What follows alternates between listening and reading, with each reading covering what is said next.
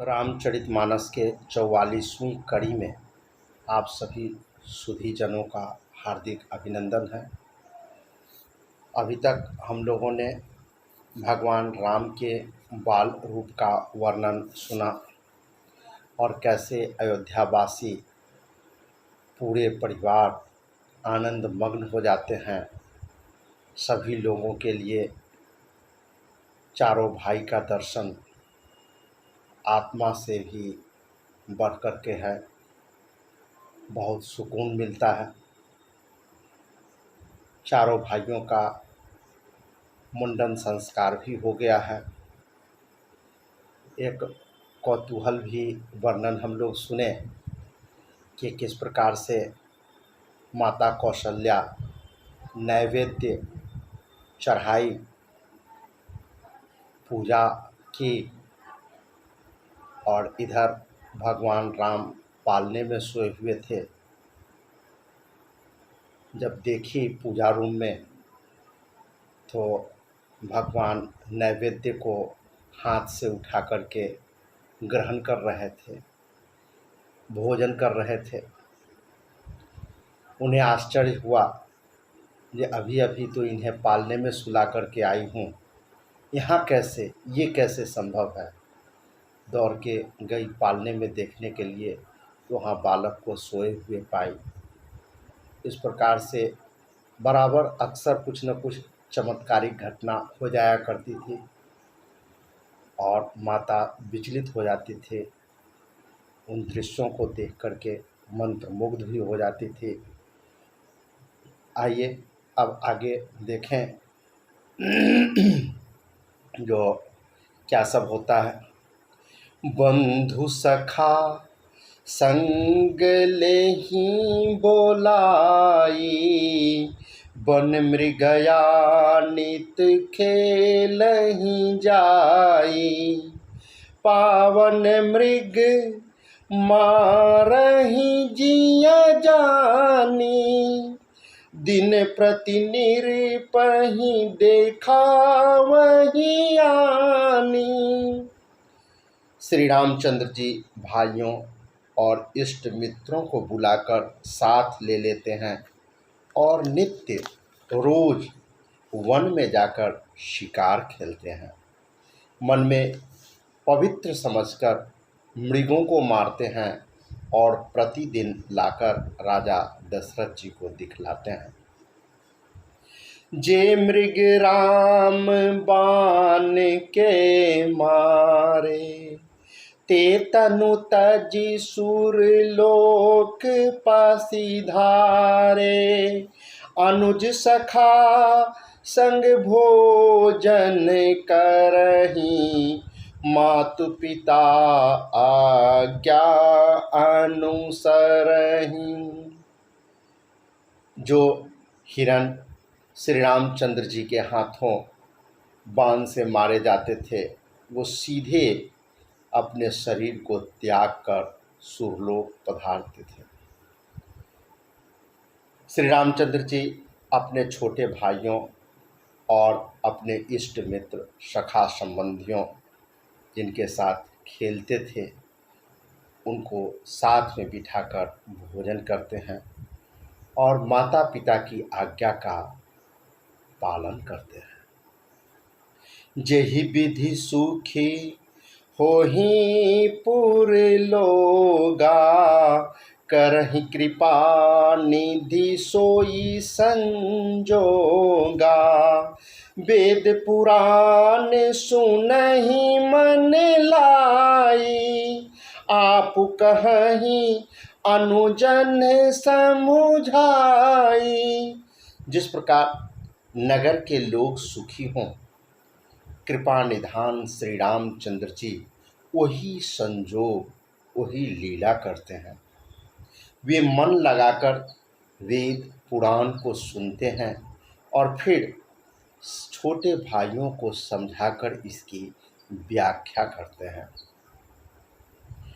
प्रातः काल उठी कै रघुनाथा, मातु पिता गुरु नावहि माथा।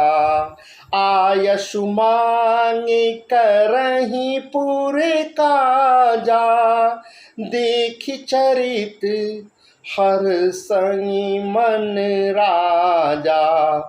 गोस्वामी तुलसीदास जी कहते हैं कि सुबह सुबह उठ कर के श्री रामचंद्र जी सबसे पहले माता पिता और गुरुजनों को प्रणाम करते हैं, उनके पैरों पर शीश झुकाते हैं और फिर उनसे आज्ञा लेकर नगर के विविध कामों को करते हैं। उनके चरित्र को देख देख कर राजा मन ही मन फूले नहीं समाते हैं, हर्षित होते रहते हैं। व्यापक अकल अनीहज, निर्गुण नाम न रूप, भगत हेतु नाना विधि, करत चरित्र अनूप। जो व्यापक अकल, निरवयव, इच्छा रहित, अजन्मा और निर्गुण है तथा जिनका न नाम है न रूप है, वही भगवान भक्तों के लिए नाना प्रकार के अलौकिक कर्तव्य दिखाते हैं, अलौकिक चरित्र करते हैं, लीला करते हैं। यह सब चरित कहा मैं गाई, आगिली कथा सुनहु मन लाई। विश्वामित्र महामुनि ज्ञानी, बसहि विपिन शुभ आश्रम जानी। यह सब चरित्र मैंने गा गा कर सुनाया, अब आगे की कथा मन लगाकर सुनो। ज्ञानी महामुनि विश्वामित्र जी वन में शुभ आश्रम बनाकर पवित्र स्थान पर निवास करते थे, जहाँ जप यज्ञ जोग मुनि करही, अति मारीच सुबाहु ही डरही। देखत यज्ञ निशाचर धावही, करही उपद्रव मुनि दुख पावही। कहते हैं कि जिस जगह पर विश्वामित्र मुनि आश्रम बना करके रहते हैं, जप करते हैं, यज्ञ करते हैं, योग करते हैं, और इन सबों का तो राक्षस दुश्मन है।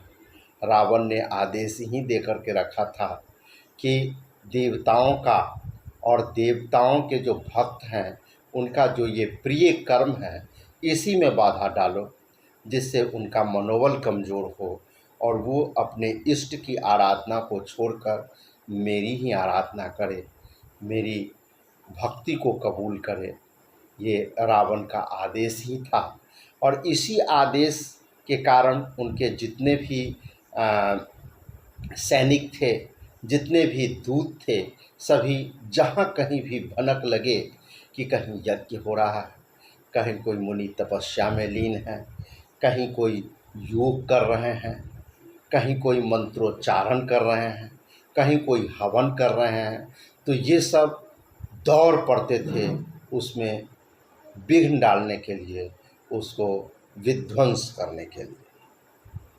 परंतु यहाँ जो है मारीच और सुबाहु से सबसे ज़्यादा डर लगता था, सभी उससे ज़्यादा डरते थे, और मुनि जो है सो काफ़ी क्लेश पाते थे, दुखी हो जाते थे।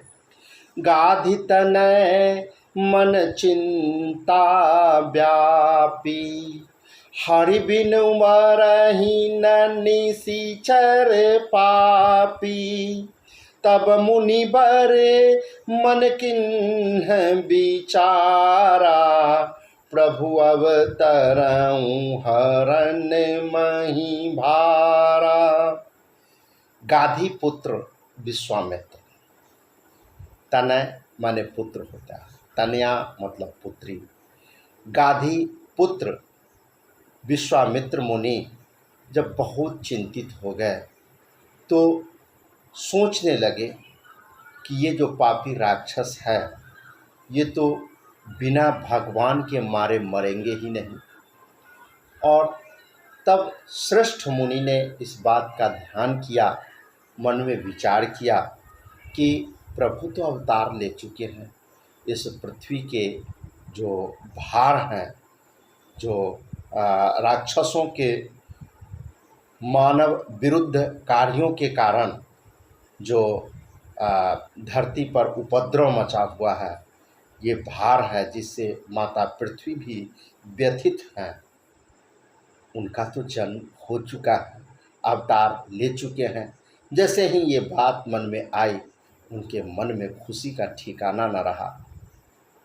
यहूँ मिस देखों पद जाई, करी बिनती आनो दो भाई, ज्ञान विराग सकल गुण ऐना, सो प्रभु तमै देखब भरी नैना। कहते हैं कि इसी बहाने मैं जाकर के प्रभु के चरणों का दर्शन करूँगा और राजा दशरथ से विनती करके, अनुग्रह करके, तरह तरह से उनको मना करके दोनों भाइयों को ले आऊँगा। जो ज्ञान, वैराग्य और सब गुणों के धाम हैं, उन प्रभु को मैं नेत्र भरकर देख सकूँगा। ये मन ही मन राजा विश्वामित्र गदगद होकर के, पुलकित होकर के सोच रहे हैं। बहुविधि करत मनोरथ, जात लागी नहीं बार, करिमा जन शरौ जल, गए भूप दरबार। बहुत प्रकार से मनोरथ करते हुए जाने में देर नहीं लगी। सरयू जी के जल में स्नान करके वे राजा के दरवाजे पर पहुँचे। मुनियागमन सुना जब राजा, मिलन गयऊँ लय विप्र समाजा, कर दंडवत मुनि सन मानी, निज आसन बैठारे नियानी। राजा ने जैसे ही सुना कि मुनि श्रेष्ठ विश्वामित्र आ रहे हैं तो ब्राह्मणों का समाज उनके साथ हुआ और उन सबों के साथ राजा स्वयं मुनि का सम्मान करने के लिए, उनकी आह्वानी करने के लिए आगे बढ़े। दंडवत करके मुनि को सम्मान किया, प्रणाम किया और उन्हें लाकर अपने आसन पर बिठाया। चरण पखारी किन्हीं अति पूजा, मौसम आजु धन्य नहीं दूजा, विविध भांति भोजन करवावा, मुनिवर हृदय हरसि अति पावा। कहते हैं कि राजा दशरथ अपने सिंहासन पर मुनि श्रेष्ठ विश्वामित्र जी को बिठाया, उनके चरणों को धो करके उनकी पूजा की और कहा, मेरे समान धन्य आज दूसरा कोई भी नहीं है। मैं आज कृतार्थ हो गया, धन्य धन्य हो गया। फिर बड़े ही खुशी से अनेकों प्रकार के भोजन कराए, जिससे श्रेष्ठ मुनि ने अपने हृदय में ही बहुत आनंद पाया हर्ष पाया, खुशी मन ही मन इतना हुआ कि वो गदगद हो गए, पुलकित हो गए। इतना सारा मान सम्मान हम लोग जिस देश में हैं, हमारी जो सभ्यता और संस्कृति है, अतिथि देवो भव, इस भावना में जो हमारे अतिथि होते हैं उनकी किस प्रकार से आवभगत की जाती है वो देखा जा रहा है यहाँ पर। ये तो राजा थे, लेकिन सामान्य जनमानस के यहाँ भी बहुत दिन नहीं हुआ। बचपन में जब कभी भी किसी रिलेशन में जाने का अवसर मिलता था तो वहाँ हम देखते थे जो किस प्रकार से मान सम्मान किया जाता था। आज तो ऐसा लगता है जो उस ढंग का मान सम्मान का धीरे धीरे लोप होता चला जा रहा है।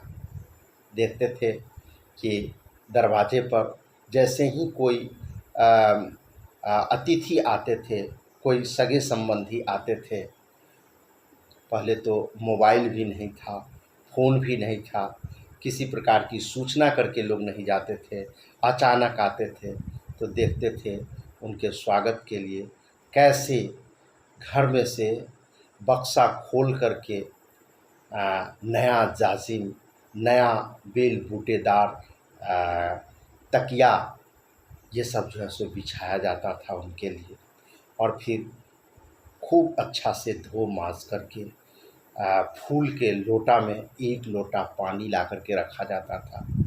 पंखा दिया जाता था। पंखा भी वो स्वयं झेलते नहीं थे, घर के जो लोग हैं वो उन्हें पंखा करते थे।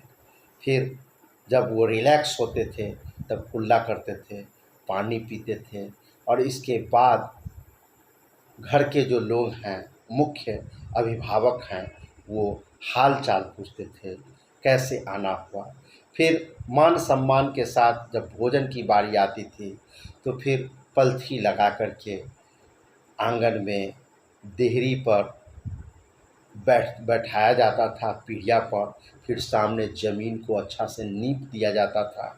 फिर पानी, भोजन ये दिया जाता था, और जब तक वो भोजन करते थे घर की जो मुख्य गृहिणी हैं वो जो है सो बगल में पंखा लेकर के बैठी हुई रहती थी।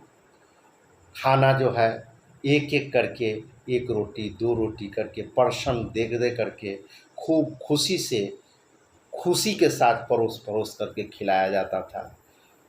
कभी कभी जिसके यहाँ जो गेस्ट आते थे, अगल बगल की महिलाएं, अगल बगल के बच्चे, मतलब पूरे मोहल्ला में ही समझिए खुशी व्याप्त हो जाती थी। सभी स्वागत सत्कार में किसी प्रकार का कोर कसर नहीं छोड़ते थे। इतना सब होने के बाद तब विषय वस्तु पर बातचीत होती थी, इतना अच्छा लगता था।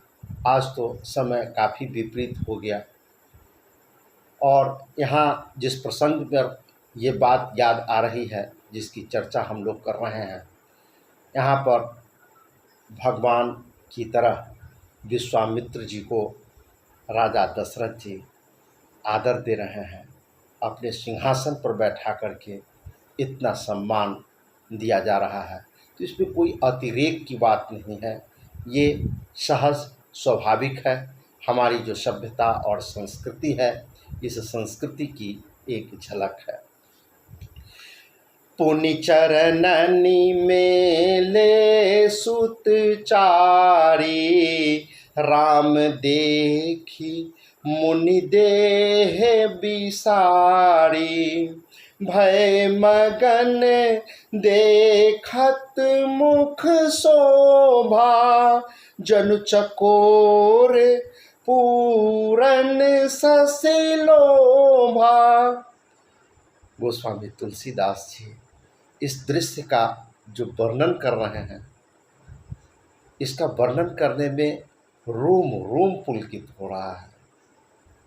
इसको यदि हम लोग उस समय की स्थिति को विजुअलाइज करें, मन में कल्पना करें, अपने आप को उस दृश्य का साक्षी माने, तो देखते हैं कि इसके बाद चरण पखारने के बाद, राजा का आदर सत्कार करने के बाद इनके जो चारों पुत्र हैं वो बारी बारी से गुरु जी के चरणों में सिर नवाते हैं। जैसे ही राम का परिचय कराया जाता है और राम विश्वामित्र मुनि के चरण पर आते हैं तो विश्वामित्र मुनि तो विदेह हो जाते हैं, देह की सुधि बुद्धि भूल जाते हैं। आखिर मन में जो बात है, इन्हीं पर बहुत सारा अरमान उनका टिका हुआ है, बहुत सारी आशाएं हैं जो राम को देख करके मन ही मन वो कल्पना कर रहे थे। आज साक्षात भगवान उनके सामने हैं तो गदगद भी हो क्यों नहीं। यहाँ जो उपमा दी जा रही है कि श्री राम जी के मुख की जो शोभा थी उसको देख करके गुरु विश्वामित्र ऐसे मगन हो गए जैसे लगता है कि चकोर जो है चंद्रमा को पूर्ण देख करके एकदम लुभा गया हो, इससे तुलना कर रहे हैं। तब मन हरषि बचन कहराऊ, मुनियस कृपा न किन्हीं काऊ, केहि कारण आगमन तुम्हारा, कहूँ सो करत न लावऊं बारा। तब राजा ने मन में हर्षित होकर के ये वचन कहा कि हे मुनि, इस प्रकार कृपा तो आपने कभी नहीं की। आज किस कारण से आपका शुभागमन हुआ है ये बताइए। मन इसका जवाब पाने के लिए बेचैन हो रहा है। कहिए, किसी प्रकार का संकोच नहीं कीजिए, आप बोलिए तो सही, भरोसा रखिए, इसे पूरा करने में रंच मात्र भी मैं विलंब नहीं करूँगा। इसलिए बोलिए, अपने उद्देश्य को भूलिए। असुर समूह सतावहि मोहि, मैं जाचन आयऊँ नृप तोहि, अनुज समेत देहु रघुनाथा, निशिचर बध मैं खूब शना था।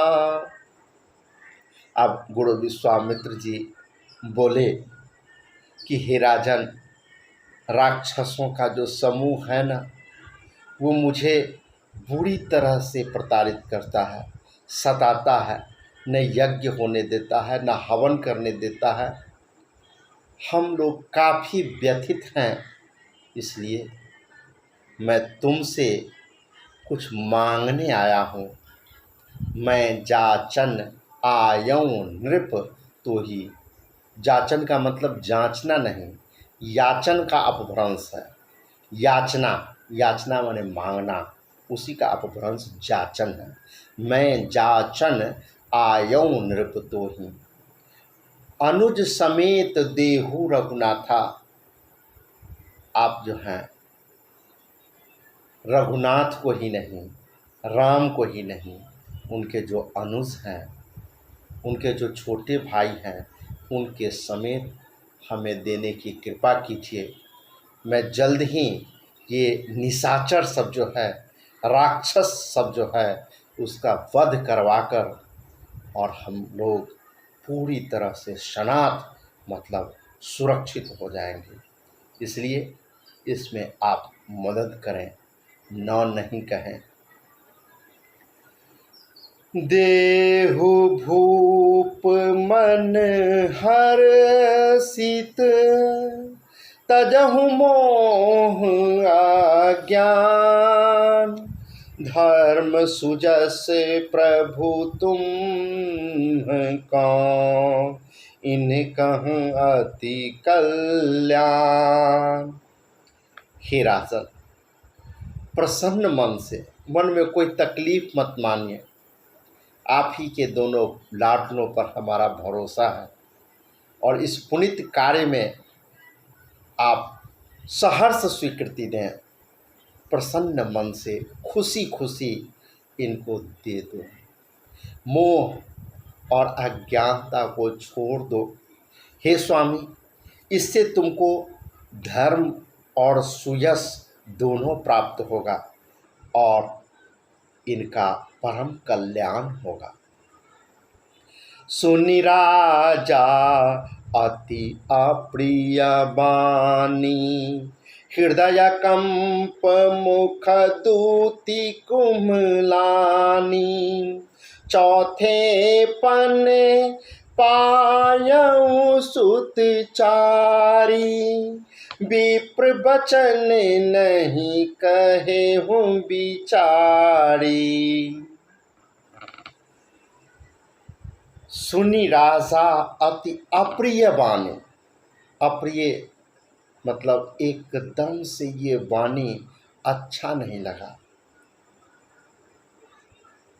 राजा जब इस अप्रिय वाणी को सुना तो उनका हृदय कांप उठा और उनके मुख की जो कांति थी वो फीका पड़ गया। मुंह से कोई आवाज़ नहीं निकलता। राजा ने कभी स्वप्न में भी नहीं सोचा था कि मुनि श्रेष्ठ ये मांग लेंगे, क्योंकि चौथेपन के उम्र में 100 वर्ष की आयु को अगर 4 भागों में बांटा जाए तो 25-25 का हिस्सा पड़ेगा। 25 चौका 100। अगर 80 वर्ष का उम्र माने तो 20-20 का हिस्सा पड़ेगा। चौथेपन का मतलब होता है 20 या 60 साल से ऊपर जब उम्र हो गया तो उस चौथेपन की उम्र में इनको पुत्र हुआ था। 4 पुत्र हुए थे और प्राणों से भी ज़्यादा उनको मानते थे। एक पल भी अपने नज़र से ओझल नहीं होने देना चाहते थे। इसलिए उन्होंने कहा, बड़ा हिम्मत जुटा करके, मुनि को तो खरा खरा नहीं कहा जा सकता, लेकिन कांपते हुए होठों से, भरे हुए गले से राजा दशरथ ने ब्राह्मण से कहा कि हे ब्राह्मण, मैंने चौथेपन में 4 पुत्र पाए हैं। आपने विचार कर ये बात नहीं कही। जरा सा विचार भी तो कीजिए, जो हम कैसे जिएंगे। जो पेड़ सूखा हुआ था उसमें इन्हीं 4 पुत्रों के आने से हरियाली आई है, अंकुरन हुआ है, नए नए पल्लव लगे हैं और फिर से जीवन जीने का उत्साह जग गया है। इसलिए आप पुनः विचार करें। मांगहु भूमि धेनु धन कोशा, सर्वस देऊं आजु सहरोसा। देहु प्राण ते प्रिय कछु नाही, सो मुनि देऊं निमिष एक माही। राजा दशरथ ने कहा कि हे मुनि, आप पृथ्वी, गौ, धन और जो कुछ भी पसंद हो खजाना मांग लें, जो इच्छा हो सो मांग ले। मैं आज बड़े हर्ष के साथ सर्वस्व त्याग दूंगा, सब कुछ आपके चरणों में अर्पित कर दूंगा। देह और प्राण से अधिक प्यारा कुछ भी नहीं होता। मैं उसे भी एक पल में भी आपको समर्पित कर दूंगा। लेकिन हमारे जीवन के आधार हमारे पुत्रों को मत मांगिए। सब सुत प्रिया मोहि प्राण की नाई, राम देत नहीं बनई गोसाई। कह निशिचर अति घोर कठोरा, कह सुंदर सुत परम किशोरा। सभी पुत्र मुझे प्राणों से भी प्यारे हैं, उनमें भी हे प्रभु राम को तो किसी भी प्रकार से देते नहीं बनता। कहाँ अत्यंत डरावना और क्रूर राक्षस, और कहाँ हमारा परम सुकुमार किशोर अवस्था का बिल्कुल सुकुमार मेरे ये सुंदर पुत्र। कैसे उन राक्षसों का हमारा ये पुत्र सामना करेगा? हम कैसे मौत के मुंह में अपने पुत्रों को दे दूं? जरा ये भी विचार कीजिए।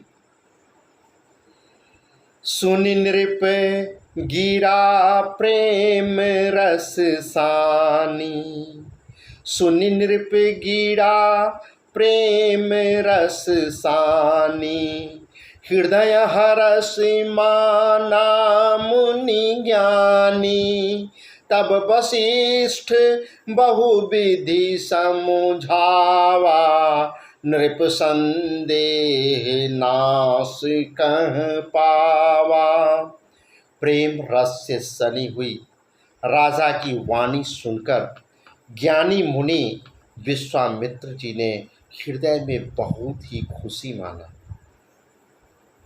जरा सा भी तकलीफ नहीं माना। तब वशिष्ठ जी जो कुलगुरु हैं राजा को बहुत प्रकार से समझाए, जिससे राजा का संदेह जो है मिटा, सब नष्ट हुआ। नृप संदेह नाश कह पावा। अति आदर दो तनय बोलाए, हृदय लाई बहु भांति सिखाए।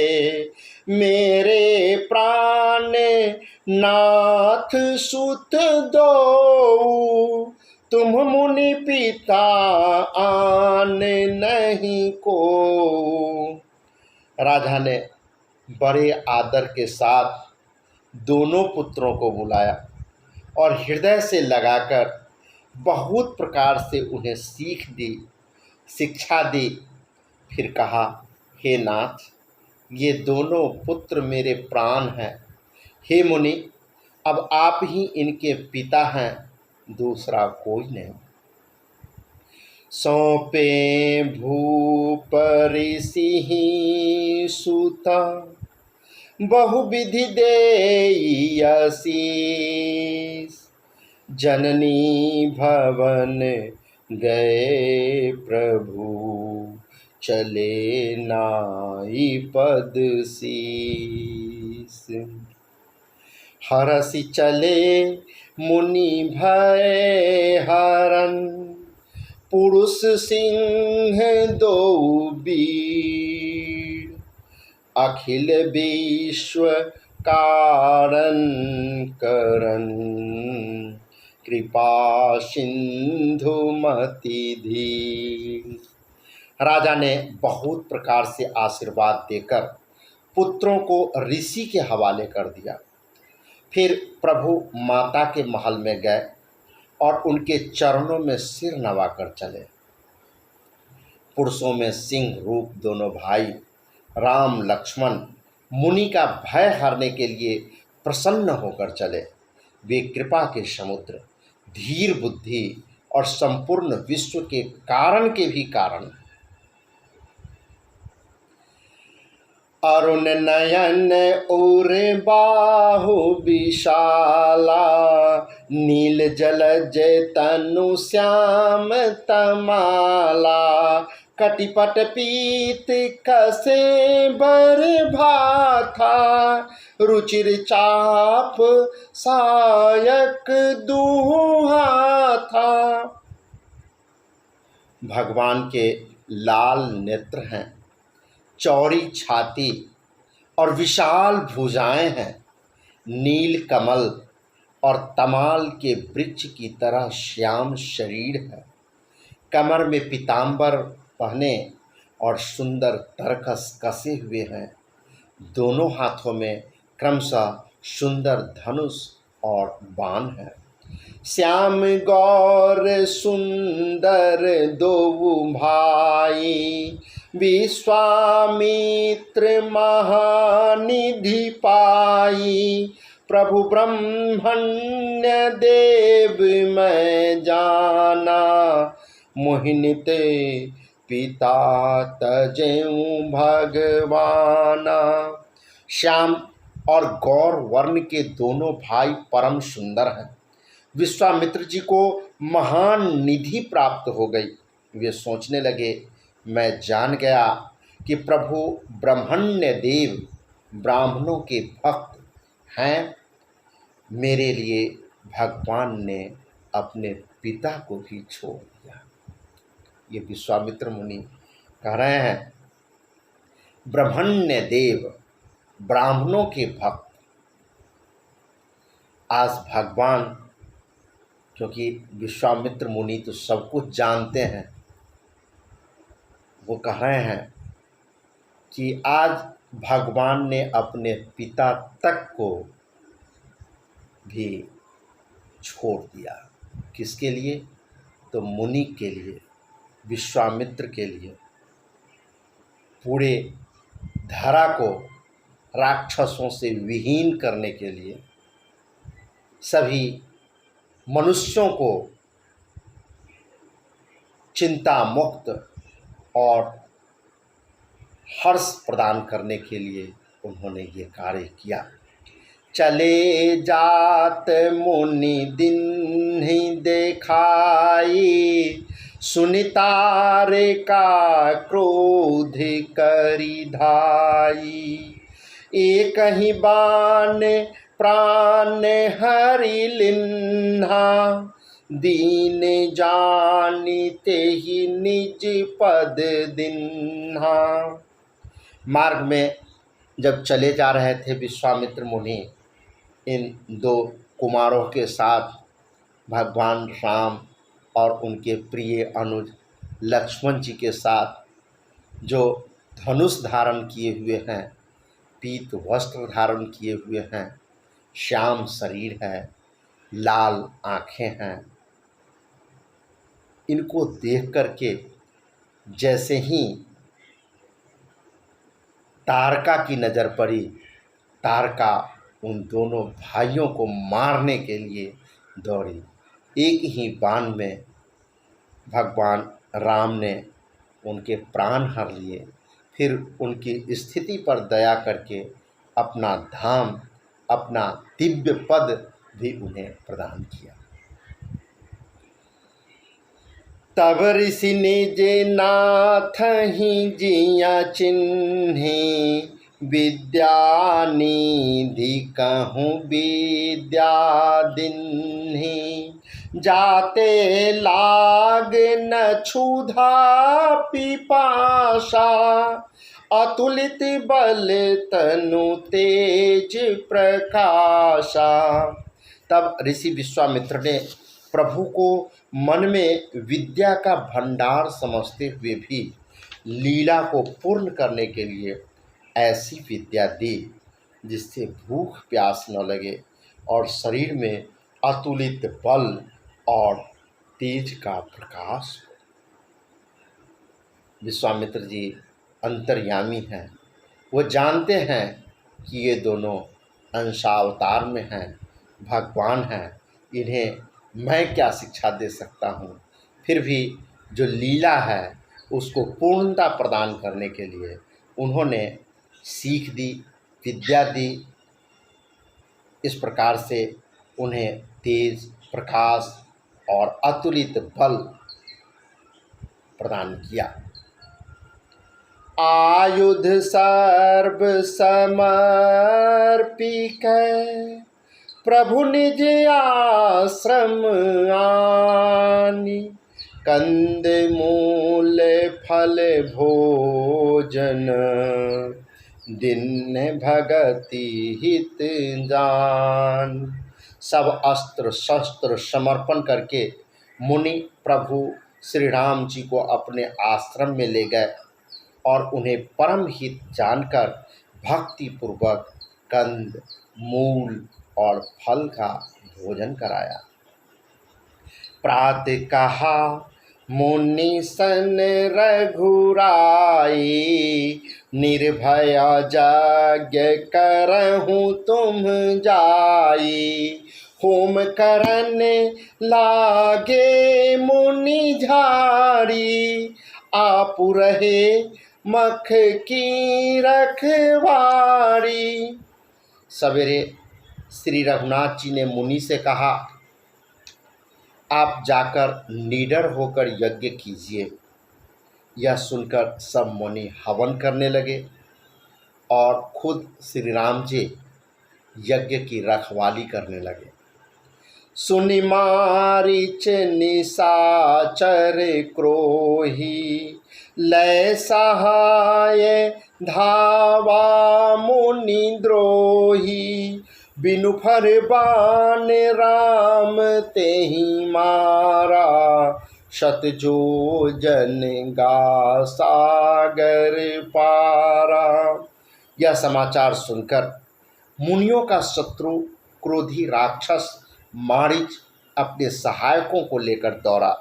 श्री राम जी ने बिना फल वाला बाण उसको मारा, जिससे वह 100 योजन विस्तार वाले समुद्र के पार जाकर गिरा।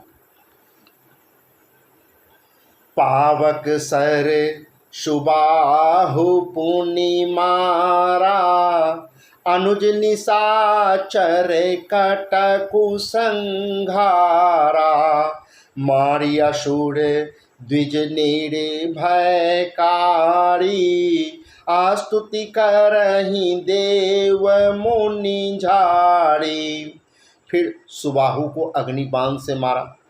इधर छोटे भाई लक्ष्मण जी ने राक्षसों की सेना का ही संहार कर डाला। इस प्रकार श्री राम जी ने राक्षसों को मारकर ब्राह्मणों को निर्भय कर दिया। तब सारे देवता और मुनिगण स्तुति करने लगे। तह पुनि कछुक दिवस रघुराया, रहे किन्नी विप्रन पर दाया। भगति हेतु बहु कथा पुराना, कहे विप्र जत्यपि प्रभु जाना। श्री रघुनाथ जी ने वहाँ कुछ दिन और रहकर ब्राह्मणों पर दया की। भक्ति के कारण ब्राह्मणों ने उन्हें पुराणों की बहुत सी कथाएं कही। यद्यपि प्रभु तो सब कुछ जानते थे। तब मुनि सादर कहा बुझाई, चरित एक प्रभु देखिया जाई। धनुष यज्ञ सुनि रघुकुल नाथा, हरसि चले मुनि बर के साथा। तदनंतर मुनि ने आदर पूर्वक समझाकर कहा, हे प्रभु, चलकर एक चरित्र देखिए। रघुकुल के स्वामी श्री रामचंद्र जी धनुष यज्ञ की बात सुनकर मुनि श्रेष्ठ विश्वामित्र जी के साथ प्रसन्न होकर चले। आश्रम एक दीख मग माही, खग मृग जीव जंतु तह नाही। पूछा मुनि शिला प्रभु देखी, सकल कथा मुनि कहा विशेषी।